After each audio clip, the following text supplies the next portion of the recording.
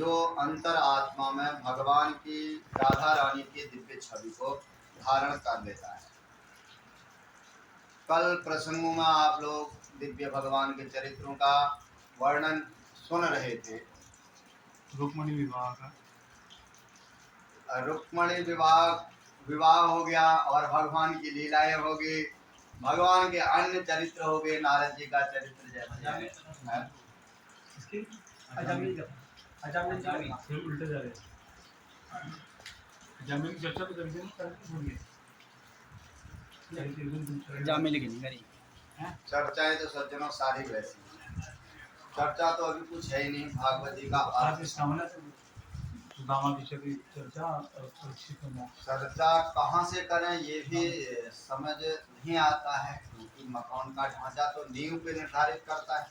यदि आधी दीवार लगा दी जाए, जो है कथा जो है परीक्षित और पांडवों के प्रसंग से शुरू हुई है। तब परीक्षित जी कह रहे हैं, महाराज आपने सारी कथा तो सुनाई, कृष्ण चरित्र कैसा है और कैसे हमारा दादा परदाऊ कौरव और पांडवों में युद्ध हुआ, वह गाथा हमें सुनाने का प्रयास करिए। ऐसा परीक्षित जी महाराज सुखदेव जी से प्रश्न कर। अश्वस्थामा बलिर्व्यास, ये प्रसंग निर्गते नारदे सोदा भगवान बादरायणः, भगवान स्वयं बादरायण भगवान अवतरित होकर के पांडवों की ओर से युद्ध करने के लिए तत्पर हुए। पांडव द्रौपदी के सोए हुए पुत्रों को अश्वस्थामा ने हत्या कर, दुर्योधन ने इसको भेजा था कि पांडवों को लेके आ, पांडवों के सर चाहिए मुझे, जो युद्ध स्थल में चिल्ला रहा है। कैसे लाए? बोले बस इतनी सी बात है, रात्रि में गया और रात्रि में जाकर के इसने उल्लू हमला बोला। उल्लू जो है दिन में आप नहीं देखता, रात्रि में देखता, वैसे ही उसने उल्लू को देख करके उसी को गुरु बना लिया और वैसा ही जा करके किया। बच्चे सो रहे थे, छोटे छोटे बच्चे, उनके सिरों को अलग कर दिया और लेकर के दुर्योधन के पास चले गया और बोले दुर्योधन ये लो, तुम जिसकी प्रतिज्ञा कर रहे थे पांडवों के सिरों को मैं लेके आ गया। बोले ऐसा कैसे हो सकता है, पांडव इतने बलशाली है, उनके सिर लाना तो बड़ा असंभव है, दिखाओ मुझे कहाँ है। रात्रि का समय था, रात्रि में उसने सर पकड़ा और सर तिलकाने लगा। तो भीम का सर तो इतना भयानक है कि लोहे की तरह है। बोले नहीं नहीं, ये जो है पांडव, ये तूने क्या कर दिया, मेरे कुल को ही, वंश को ही नष्ट कर दिया, तू तो बच्चों के सिर पर लिया। दुखी होने लगा दुर्योधन। यहाँ माता को पता लगा, द्रौपदी जिसके शिशु हैं, छोटे छोटे बच्चे हैं, जिनके धड़ हैं, सर नहीं है, वो कितनी दुखी होगी। माता शिशु नाम निधनम सुतान, अपने शिशुओं की हत्या सुन करके तो एक माँ ही जान सकती है। दुखी होकर के कृष्ण कृष्ण करके चिल्ला, क्या किसने किया? अर्जुन ने प्रतिज्ञा ले ली थी, जिसने इनका यह हत्या की है उसको मैं जीवित नहीं छोड़ूंगा। अश्वस्थामा के पीछे दौड़, अश्वस्थामा ने देखा कि अर्जुन मेरे पीछे आ रहे हैं, वो दौड़ते गए, अर्जुन ने पकड़ लिया, अपने रथ के पीछे बांध करके ले आए, ला करके परमात्मा से पूछ रहे हैं, भगवान कृष्ण से पूछ रहे हैं कि क्या करना चाहिए इसका। भगवान ने कहा भैया ये तो ब्राह्मण है और ब्राह्मण की हत्या करने वाला तो ब्रह्म हत्या को प्राप्त होता है, इसलिए इसकी हत्या तो नहीं करनी चाहिए, क्या करना चाहिए। युधिष्ठिर से पूछा, युधिष्ठिर ने कहा कि भैया जो शास्त्र नीति कह रही हो वही करना चाहिए। भीम वहां से देख रहे हैं, भीम ने कहा भैया अगर ऐसे करोगे तो फिर ठीक नहीं, क्योंकि इसने बालकों की हत्या की है तो इसका मर्दन कर ही देना चाहिए। कृष्ण कह रहे हैं कि शास्त्र नीति और युधिष्ठिर कहते हैं शास्त्रों की नीति। क्या करना चाहिए? ब्राह्मण को मारना भी नहीं चाहिए, ब्रह्म हत्या का पाप लगेगा। ब्रह्म बंधु न हंतव्यम आत्ताई पदारणा मय्ये ओ भयमामनातम परिपाह्य अनुशासनम। क्या कहे? कृष्ण ने इशारा कर दिया, गुरु हैं। देखो सज्जनों, जीवन में गुरु अति आवश्यक है, यही तो गुरु का प्रताप। जो गुरु बना लेता, अर्जुन ने भगवान को गुरु माना है, कृष्ण भगवान को गुरु मानते हैं। गुरु माना है तो भगवान ने कहा छोड़ना भी मत, बचाना भी मत। क्या करना चाहिए? उसके सर को मड़ दिया और मड़ करके सभा से धक्के दे करके बाहर निकाला। सज्जनों, इतना बहुत है। ब्राह्मण, जो विद्वान ब्राह्मण है, उसको अगर उत्तेजित करना है, लज्जित करना है, तो सज्जनों उसके लिए एक वचन काफी है। उसके लिए एक अन्यथा वचन बोल दीजिए, उसका मरण से भी ज्यादा हो। इसलिए कह रहे हैं इसको, ऐसे वचन भी बोल दिया और धक्के दे करके बाहर चले गया, बाहर भेज दिया। अब इसके मन में क्रोध रूपी ईर्ष्या जागृत होगी सज्जन। इसने ये नहीं समझा कि मुझे बचा लिया, पर इसके मन में और क्रोध उत्पन्न हो गया। क्रोध क्या हुआ कि इन्होंने मुझे धक्के दे करके बाहर निकाला है, तो मैं इनके कुल खानदान में कोई भी नहीं रहने दूंगा। पर रहा ही कौन है अब? हाँ, समझ आया कि जब युद्ध हो रहा था, अभिमन्यु की पत्नी गर्भवती थी, उत्तर, और इसने ब्रह्मास्त्र को छोड़ दिया। सज्जन, ब्रह्मास्त्र छोड़ दिया। ये चिल्लाने लगे, उत्तरा पाहि पाहि महायोगिन देव देव जगतपते अनुकंपय त्वां मां भक्त्या। हे प्रभु प्रभु प्रभु करके चिल्ला। किसी को नहीं पुकारा आज इसने। जैसे द्रौपदी पुकार रही थी सभा में कि गुरु द्रोण बोलो, पितामह भी बोलो, आज मेरी इज्जत लुटी जा रही है, सबसे बोल रही है। अरे बोले मेरे 5 पति हैं, ये पति किस काम आएंगे? कोई नहीं बोला। चाहते तो उनके गुरु ही इतने शक्तिशाली थे कि कोई कुछ नहीं कर पाता। लेकिन आज इसने किसी को नहीं पुकारा। ये समझदार है। उत्तरा, इसने सिर्फ कृष्ण पुकारा, कन्हैया को पुकारा। हे कन्हैया, आज तेरे अलावा मेरे इस गर्भ की रक्षा कोई नहीं कर सकता। भगवान रथ में चढ़ रहे हैं, पीछे से आवाज आई। आवाज सुनकर के तुरंत भगवान पीछे पलट के देख रहे हैं। अरे बोले ये क्यों हो रहा? बोले प्रभु, आज मुझे इतना सुंदर सुंदर शब्द कहे। बोले आज मुझे इस गर्भ की चिंता, मुझे अपनी चिंता नहीं है, इस गर्भ की चिंता है। इस कुल खानदान में एक बच्चा है, यह पालित हो जाए, और यदि चाहती मेरी रक्षा हो जाए तो हो सकता है कि मेरी रक्षा में बालक भी नहीं रहता, माँ भी नहीं रहती। सुंदर सा मांगा, यदि बालक जीवित रहेगा तो मैं भी जीवित रहूंगा। और बालक की रक्षा भगवान ने छोटा सा स्वरूप बनाया, और छोटा सा स्वरूप बना करके अंदर चले गए चक्रधारी भगवान। उस बालक की रक्षा करने लगे। सज्जनों, रक्षा कर बाहर, एक स्वरूप से बाहर खड़े हैं, एक स्वरूप से अंदर हैं। बाहर से पूछ रहे हैं कैसा लग रहा? बोले महाराज अब तो मुझे जो है शांति मिल रही है। भाई इस बालक की रक्षा कर दी। इतने में कुंती देख रही है कि ये सब लीला जो है भगवान की हैं, कृष्ण कन्हैया की हैं। पीछे से कहने लगे, प्रभु क्या बताऊं, यदा मृधे कौरव संजयानाम वीरे स्वतो वीर गतिम गतेषु वृकोदराहि गदा विमर्श भगनोर दंडे धृतराष्ट्रपुत्र। हे प्रभु, मैं तो ये समझती हूँ कि यदि मेरे पुत्रों पर इतनी विपत्तियां आई, अरे जब जंगल गए तो वहां भी विपत्तियां, और भीम के पास विष के लड्डू भिजवाए गए, और कितनी विपत्तियां नहीं है। दुर्वासा जी आए, दुर्वासा जी की प्रसाद पाने के लिए हमारे पास कुछ बचा ही नहीं, श्रापित कर देते यदि आप नहीं होते। और इतने बड़े बड़े कौरव सैन्य, सागर में इतने बड़े मल्ल योद्धा थे, जो मछलियां बड़ी बड़ी मगरमच्छ। कौरव संजयानाम वीर स्वतो वीर गतिम गतेषु। प्रभु उस समय आपने आकर के हर प्रकार से रक्षा की। कहां पे रक्षा नहीं की इनकी? हाथ जोड़ करके प्रार्थना कर रही हैं, कह रहे। बोले बस बुआ, बस हो गया। अब आप ये बताओ कि मैं आपको क्या दूं, आप मेरी बुआ है। बोले बस प्रभु, यही तो आपका नाटक कृत्य जो है सब भुला देता। जब आप बुआ बोलने लग जाते हैं तो मैं समझ नहीं पाती हूँ कि आप मेरे भगवान हैं या मेरे बच्चे। यही आपकी लीला जो है मुझे अचंभित करने लग जाती है। इसलिए प्रभु मुझे अब कुछ नहीं चाहिए, कुछ वर मांग। बोले प्रभु यदि देना चाहते हो तो एक वर दे दो।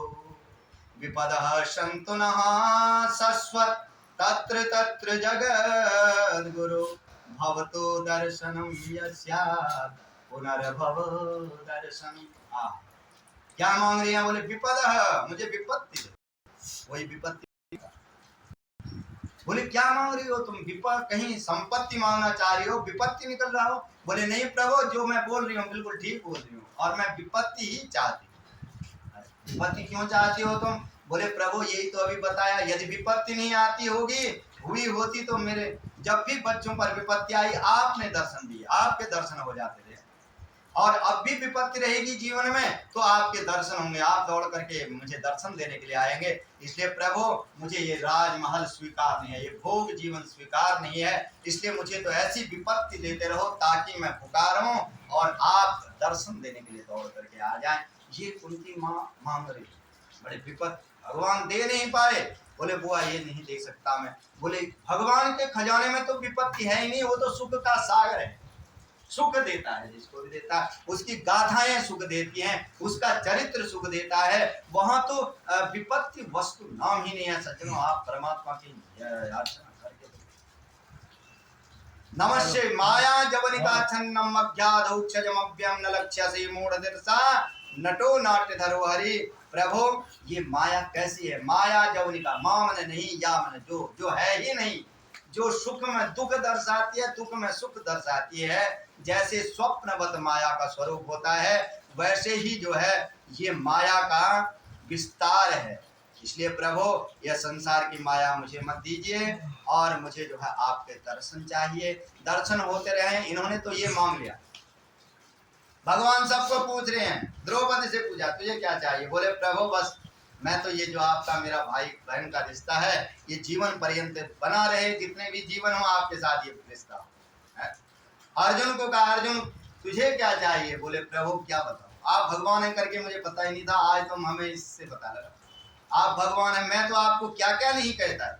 सखेति मत्वा प्रसवम यदुक्तम, हे कृष्ण हे यादव हे सखेति अजानताम महिमानम तवेदम मया प्रमाद्या प्रणयन्वापि। हे प्रभु मैं आपको कभी सखा कहता था और मैंने अपने रथ को ढोने वाला आपको सारथी बना दिया, आप सारथी बने, पूरे युद्ध में आप सारथी बन करके मेरे साथ विचरते रहे।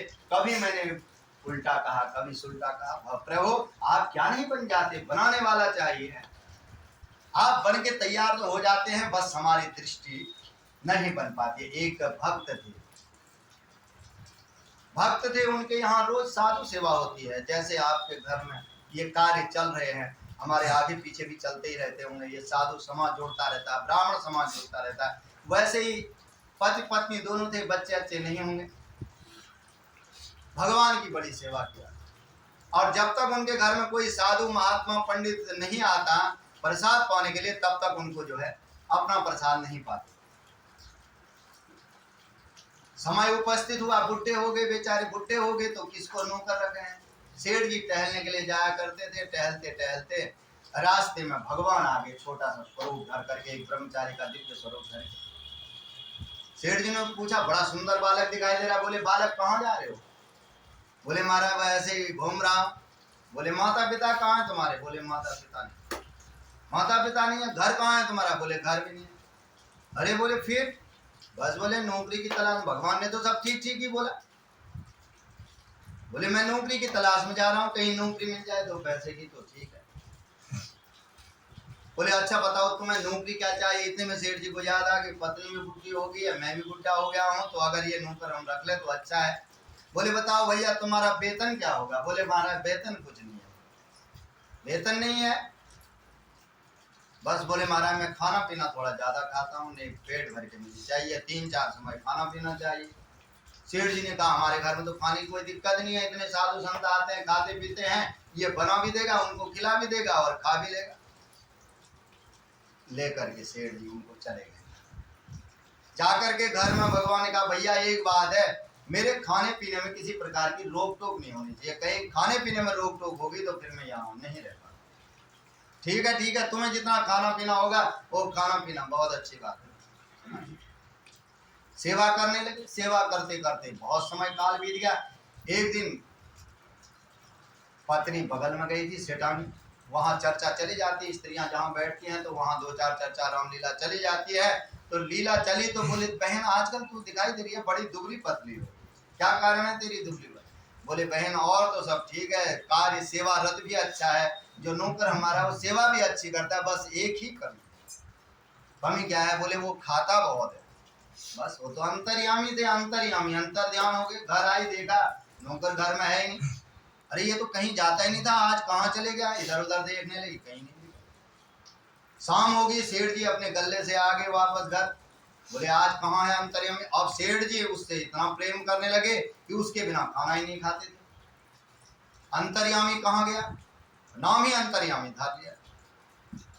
अंतर्यामी नहीं आएगा तो हम खाना नहीं खाए। अब पति ना खाए तो पत्नी ने कहा कि तुम नहीं खाओगे तो हम कैसे खाएं। अब 3 दिन तक दोनों ने खाना पीना नहीं खाया था। उदास हो गए दोनों, उदास हो गए। भगवान आकर के फिर दर्शन दिए। अब वो समझ गए कि वो कोई बालक जो था, नौकर नहीं था, वो स्वयं भगवान अवतरित होकर के हमारे घर में आया। आज भगवान स्वयं आए। बोले सेठ जी इतना तो तूने सब किया, साधु सेवा की, सब अच्छा रहा, इतने दिन तूने जो है बड़ा अवसर दिया, आज इनके दर्शन करके ये भक्त तृप्त हो। देखो सज्जनों, ये कथा का तात्पर्य है कि भगवान जो है किसी रूप में भी आ सकता है, कैसे भी आ सकता है, कैसे भी दर्शन दे सकता है। सखेति मत्वा प्रसवम यदुक्तम, हे कृष्ण हे यादव हे सखेति। प्रभु आप जिस स्वरूप में, किस स्वरूप में आ जाए कोई भरोसा नहीं है। और यहाँ सबको आशीर्वाद दे रहे हैं भगवान, सबको आशीर्वाद दिया। आप देख रहे हैं कि भीष्म पितामह पड़े हुए हैं सरसैया, सैया पे पड़े हुए हैं, उनके दर्शन करने भी जाना है। वो इंतजार कर रहे हैं कि कैसे मेरे भक्त आए, भगवान की मूर्त के दर्शन हो।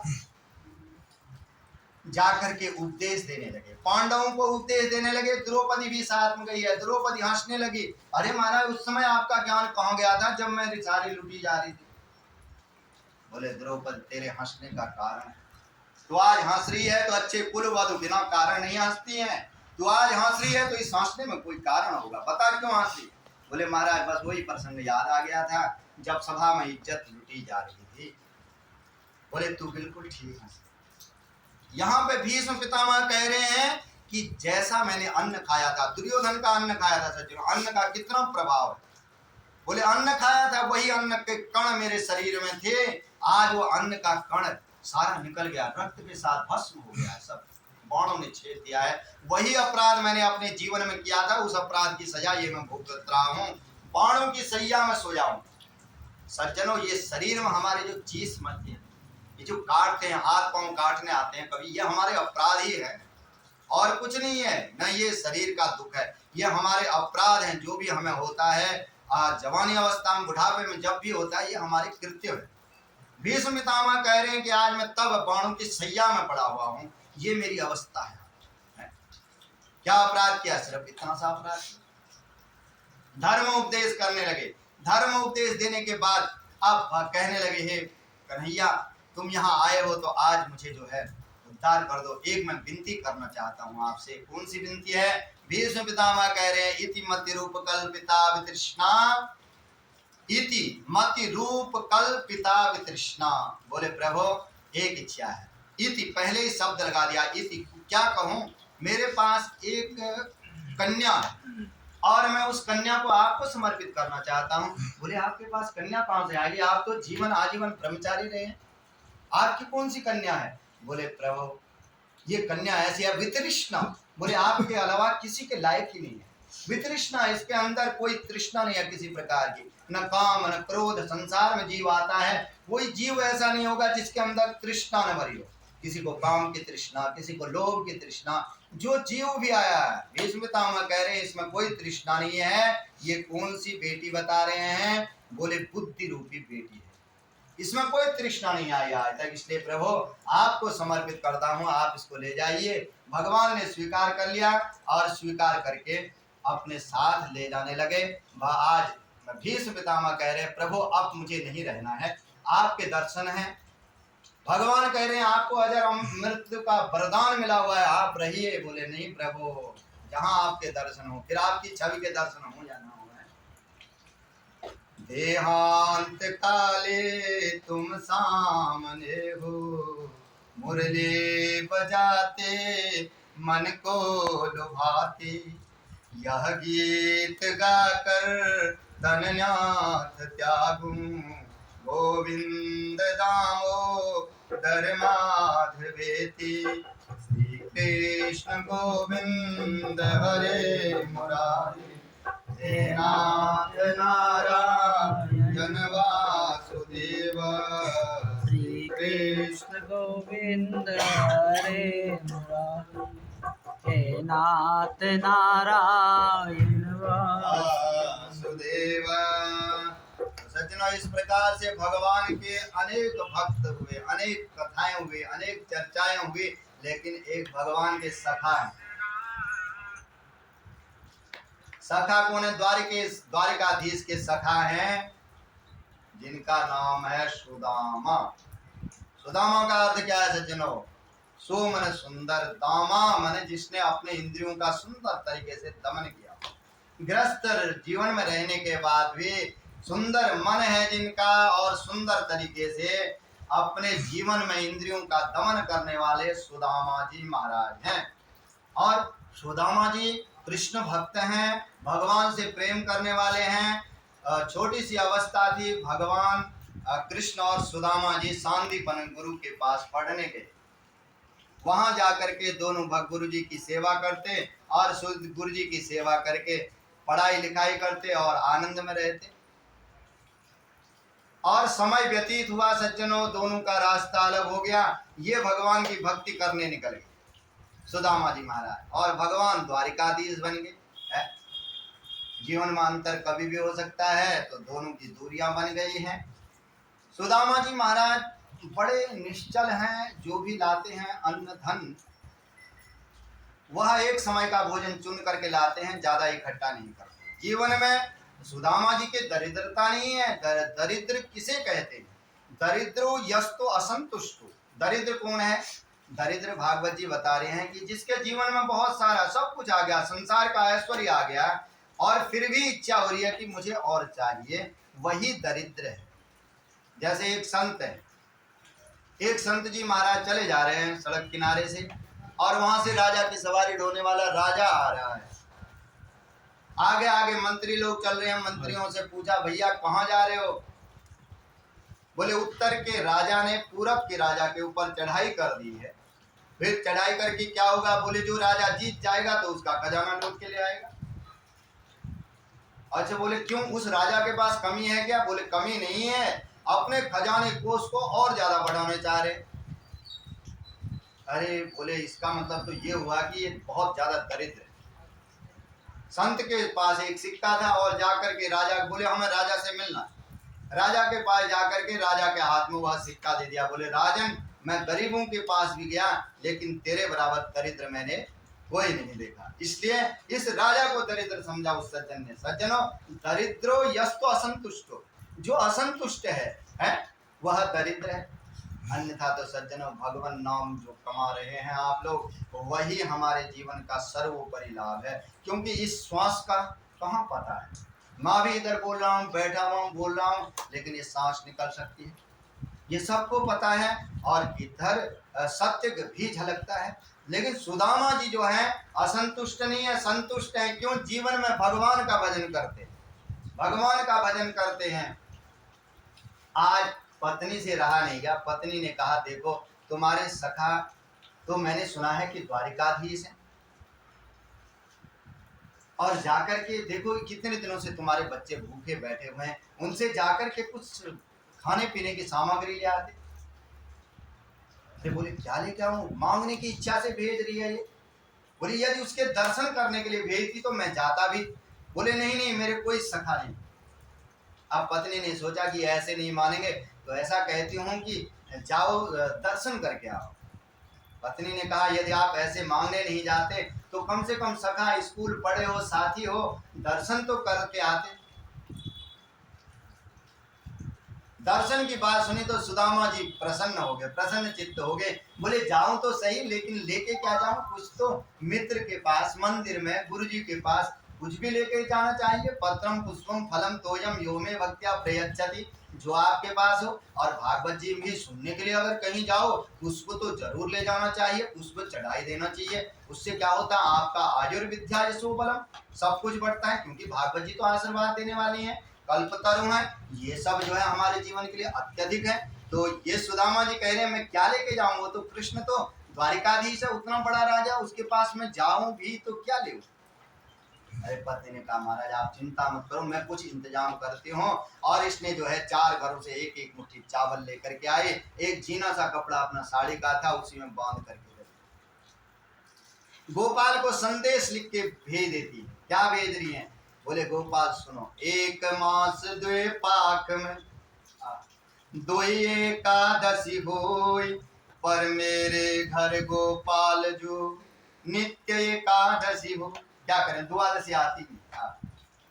द्वादशी आने का समय ही नहीं रहता। क्यों? द्वादशी तो तब आए जब खाने को कुछ मिले, लेकिन हर नित्य दिन जैसे एकादशी है, एकादशी ही रहती है, मेरे बच्चों को खाना पीना भी नहीं मिल पाता है। ऐसा संदेश यहाँ से उन चावल की पोटली में लिख कर भेज दिया सज्जनों। वो चावल की पोटली लेकर के सुदामा जी अपने डगर को चले जा रहे हैं।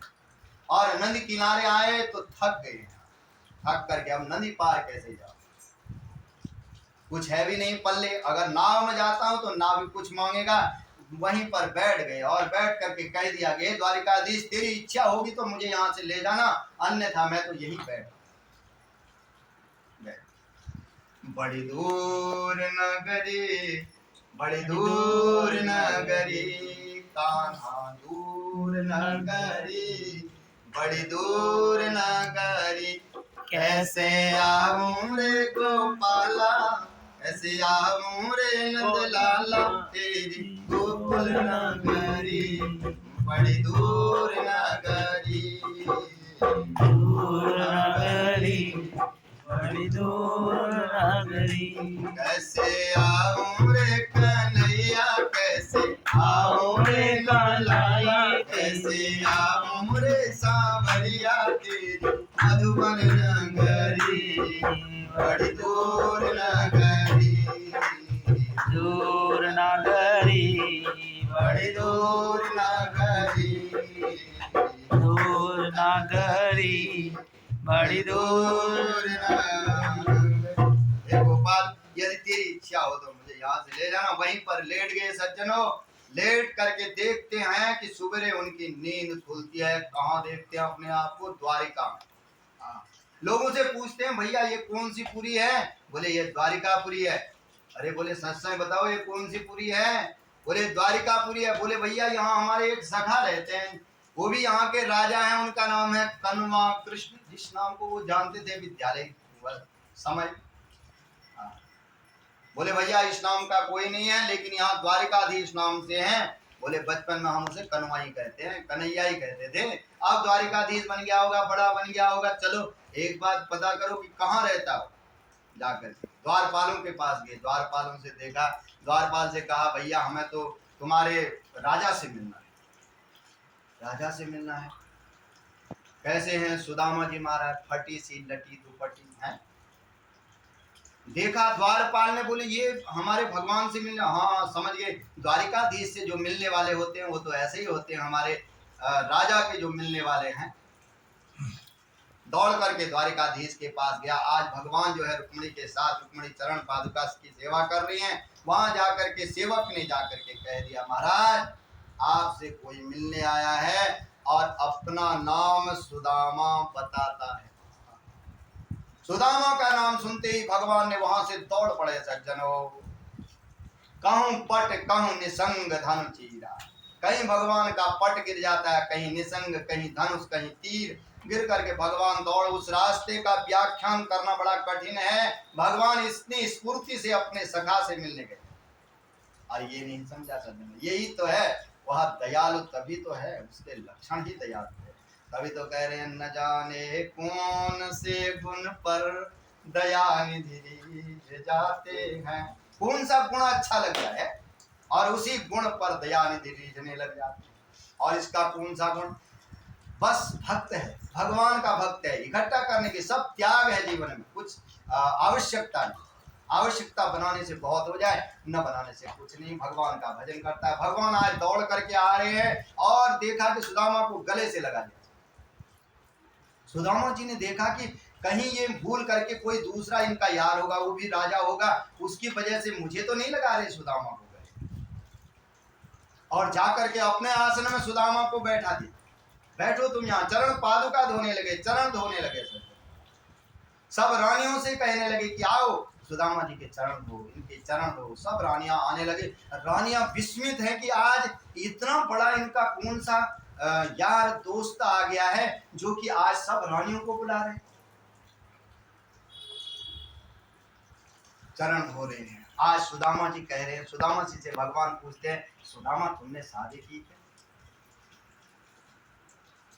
कन्हैया से सुदामा जी कह रहे हैं, सुदामा जी ये चरण धोने जो आ रही हैं ये सब कौन है? बोले ये सब अपनी है, सारी की सारी अपनी है। बोले ऐसा कर फिर रहने दे सबको, सबको कह कि अब इतना ही चरण धो, मैं तो चरण धोने में ही मर जाऊंगा, इसलिए रहन दो। अब जो है बस करो, मैं एक इकट्ठा तू दंडवती कर ले मुझे और मैं तेरे को ही सवाद दे, क्योंकि पति अगर दंडवती कर लेगा तो सारी पत्नियों की दंडवती है। सो भगवान ने कहा ये सुदामा जी तुमने बढ़िया बात कही, ये तो अभी बहुत सारी है, एक आध दो चार ही आई है चरण धोने के लिए। और सुदामा जी तो वैसे भी ढीले ढाले हो रखे हैं, द्वारिकाधीश के पास जाकर के प्रसन्न हो गए और द्वारिकाधीश पूछने लग जाते, सुदामा जी तुम तो कहते थे स्कूल के समय शादी नहीं करेंगे, तुमने भी शादी ब्याह किया कि नहीं? अरे बोले क्या करें, माता पिता ने जबरदस्ती कर दी, फिर कर ही ली, तो तुम्हारी भाभी ने ही मुझे यहाँ भेजा है। अच्छा भाभी ने भेजा है, तो भाभी ने अगर भेजा है तो जरूर कुछ भेजा भी होगा।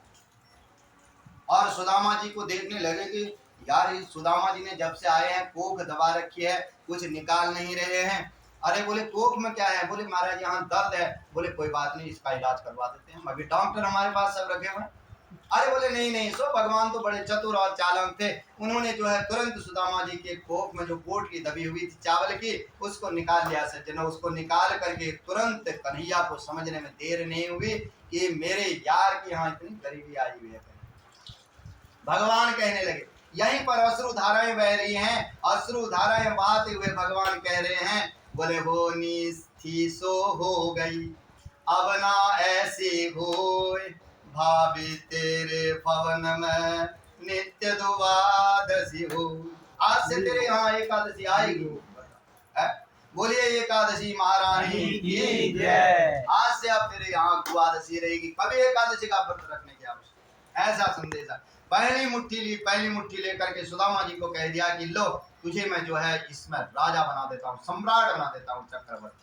इसी का नहीं, दूसरी मुट्ठी ली, बोले भू भू स्वाहा महाजन, जहां भी जाएगा तेरा राज रहेगा। तीसरी मुट्ठी जैसे ही लेने लगे, ऊपर के 7 लोगों को नाम, इतने में रुक्मिणी आ गई, हाथ पकड़ लिया।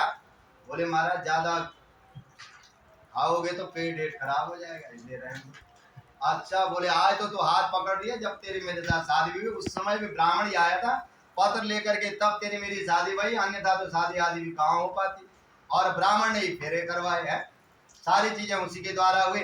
सो रुक्मिणी ने कहा नहीं ऐसे नहीं कह रहे प्रभु, ज्यादा चावल मत खाइए, कच्चे चावल हैं, नुकसान पहुंचाएंगे। अब तो सुदामा जी महाराज का यह दिव्य स्वरूप देख करके परमात्मा आनंदित होते हैं। अब सुदामा जी ने कहा 3-4 दिन हो गए, सुदामा जी ने कहा अच्छा मैं चलता हूँ। अब भगवान द्वारिकाधीश ने कहा ठीक है आप जाइए अपने बच्चों के पास। सुदामा जी देखो भगवान भी ये नहीं कह रहे कि बैठे रहो, कुछ मांगो, कुछ चाहिए, नहीं, सुदामा जी भी बड़े विरक्त हैं, मांगने का प्रयास नहीं। यही तो एक दूसरे से मित्रता है सज्जनों। अब हमारा संसार, हमारा व्यवहार तो सब स्वार्थ में आ गया, स्वार्थ लाभ कर ही सब। जहाँ तक जिस भी जीव को देखो, संसारी व्यक्ति को, वहाँ स्वार्थ है। सुर नर मुनि जन सब कह, यहाँ दोनों भक्त और भगवान किसी का स्वार्थ नहीं है। और प्रेम स्नेह इतना बना हुआ है, प्रगाढ़ प्रेम बना हुआ है, हृदय में एक दूसरे के आंसू झलकते हैं, रोम रोम आनंदित हो रहा है दोनों का है। ऐसे भक्त और भगवान। सुदामा जी चल पड़े और भगवान ने यहाँ जो कपड़े लत्ते भी पहनाए थे, बोले इनको भी उतार जाओ, ये राजाओं के कपड़े हैं, तुम तो भजन करने वाले हो, इन कपड़ों को उतार के जाओ।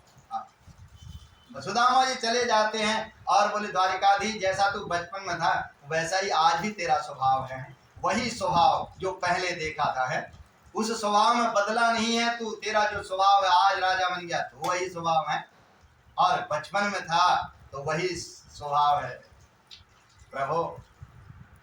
दिव्य वह सुदामा जी चले जाते हैं, कृष्ण नाम जपते जपते, कोई चिंता नहीं।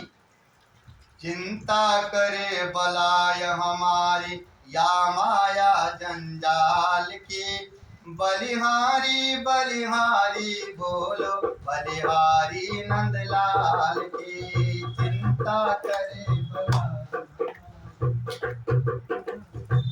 बलिहाल के, बलिहारी बलिहारी बोलो बलिहारी नंदलाल की।